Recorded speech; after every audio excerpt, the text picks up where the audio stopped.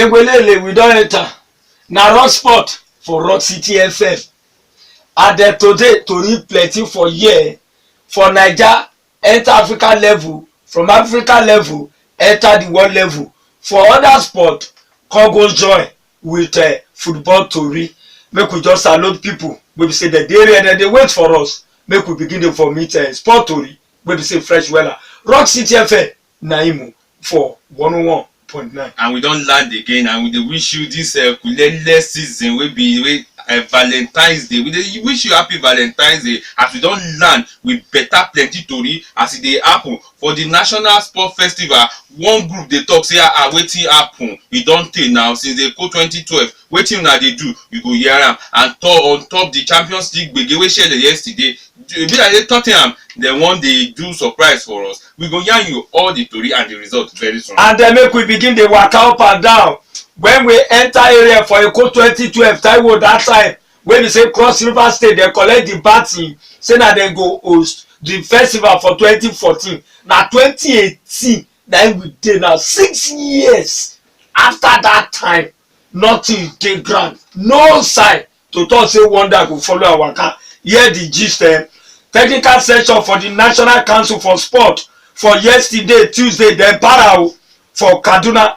Wetin dem talk? Dem say no be by power by force make Cross River State make e host the National Sports Festival because na im be the Niger Olympic. E say wetin since 2012 wey dem suppose host 2014 till now nothing dey ground. Dem dey delay us to take discover talent wey go represent Naija tomorrow. The Commonwealth Games go dey shele for Australia for this April. Nothing dey ground. Cross River State government she don look, e don do, we no go gree.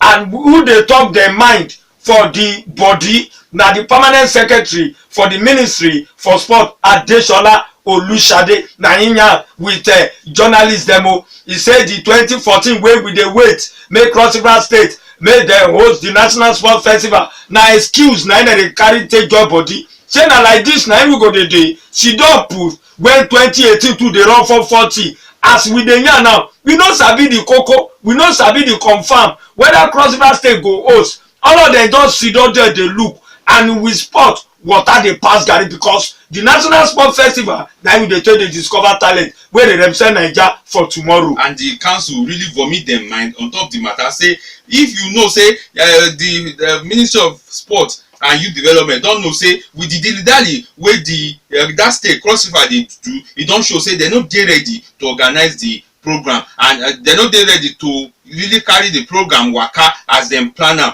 And as e be, James, na this game we suppose use dey discover talent. Commonwealth dey come, everybody just dey do as e like, trials for here and there on top every game.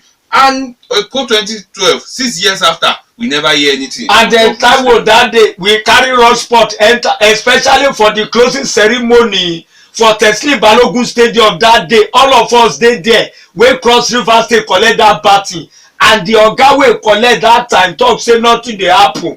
Cross River State go host the competition wey no state don host am for that level. 6 years later, nothing dey ground. But the Federal Ministry of Sports and the Youth Development don yarn say on top the matter dem go shook eye enter, dem go come do wetin dem suppose don do since. And for another level, athletes for Naija go gather for Abuja National Stadium today for the Commonwealth Games trial wey Athletic Federation of Naija dey organize. AFN Technical Director Sunday Adeleye wey yarn the matter ahead of the trial yarn say na only home-based track and field athletes go participate for the 3-day trial. He talk say dem go monitor the athletes for camp to ensure say dem no go leak drug when dem no suppose use for camp. And then for another level for here, the Lagos City Marathon, e don waka comot o. I tell you, the Honourable Sport Minister Barrister Solomon Dalon for Abuja dey say the Naija Opeke with the bobo wey na dem be the first Naija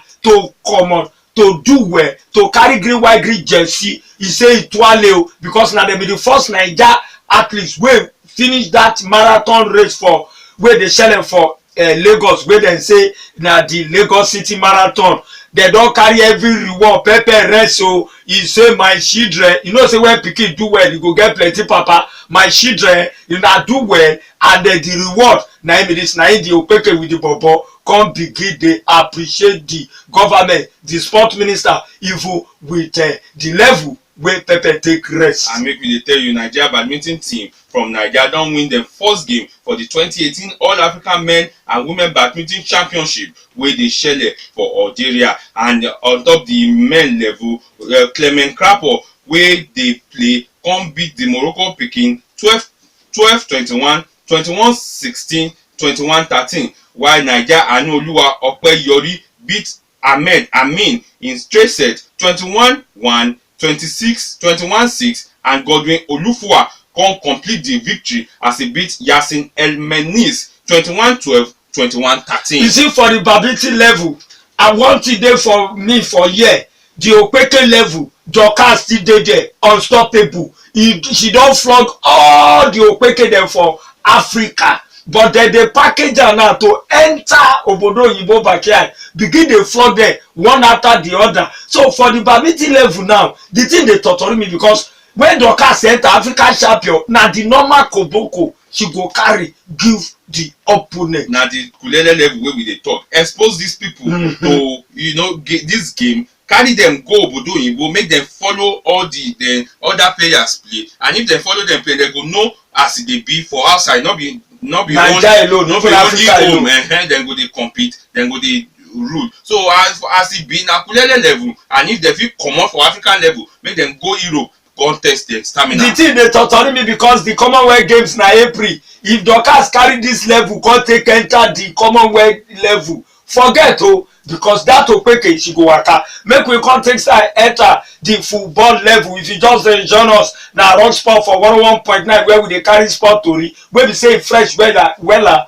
You never leak anywhere before now, only for Rock City FM. Make I tell you, for the football level, Daniel Akpeyi level to take tada for the goalie for the Russia 2018. E be like say road no wan clear because the Koshito German bobo General Roy dey talk say Dele Ajiboye tutorial for inside Jan 2018. That guy try, that guy get liver. I dey follow that guy waka if that guy fit dey waka as e dey waka now, nothing dey happen that guy if he tanda for the goalie for the Super Eagles of Naija, if Russia 2018 come begin shele for the World Cup level. And before we go enter the home scene for the MPFL, make we come the person dey answer James on top that tori. Nigeria Football Federation don send invitation letter to plenty Super Eagles players wey coach General dey shortlist to play the padi game against Poland and Serbia for March. NFF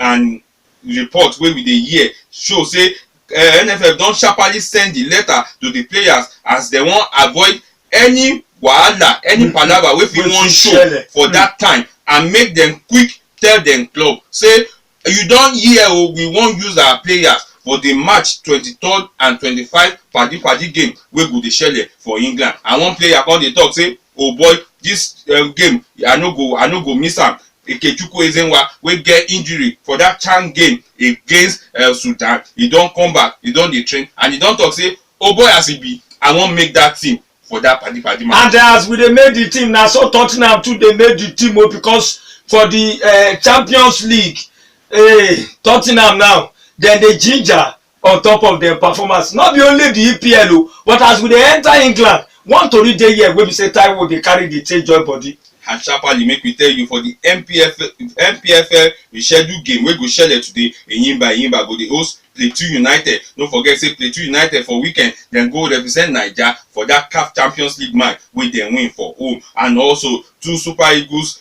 player wey play for CHAN level, Kalu Orji and Osas Okoro, don refuse to sign the new contract with Naija Professional Football League side Rangers FC. On top say some foreign club don dey toast them, don dey eye them, make dem come play for them. The two players wey the part of the home-based Eagles wey carry second for CHAN competition for Morocco don already dey follow some club yarn for Europe, say they wan play for those clubs for Europe, and as e be, as e dey go, they don dey follow them yarn, and for any time wey no go too tey, dem go sign for those clubs. Oh yeah, now we don enter the UEFA Champions League because time don waka.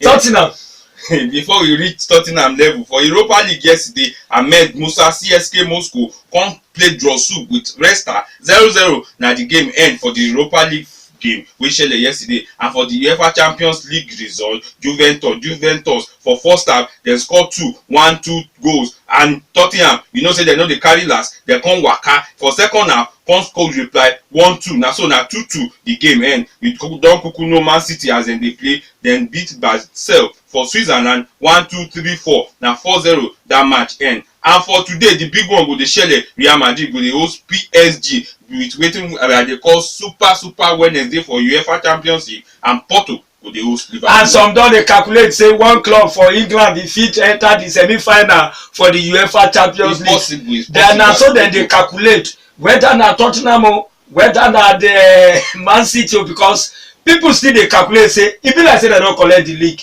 and e be like say our time don reach to do wetin to comot for here for this Wednesday, special Wednesday, Valentine's Day. na so. Oya now, on top that level, love one thing for inside sport, na we dey comot. Anything wey you dey do, abeg calculate. No be for today, na for tomorrow. Until tomorrow for another level for inside this rock sport for 101.9. James Sidafe, e dey tell you now say make na enjoy na day o, una buy garri. My name na Tayo Fabaju. Abeg enjoy your day. Bye for now.